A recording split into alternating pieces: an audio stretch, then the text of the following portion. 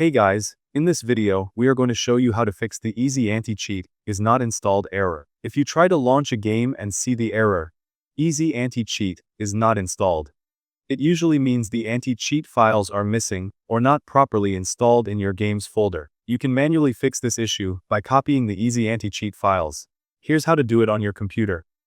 First, open File Explorer on your computer. Now click on Local Disk C from the left-hand menu.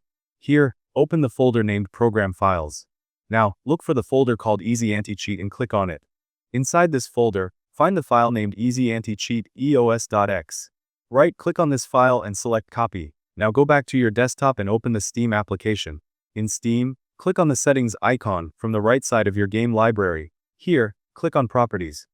Now select Installed Files from the left panel. Then click on Browse. This will open the installation folder of your game. Finally, paste the Easy Anti-Cheat eos.x file into this folder. Now close everything and try launching your game again. The error should be fixed. Thank you guys so much for watching. I hope you got some value. See you at the next one.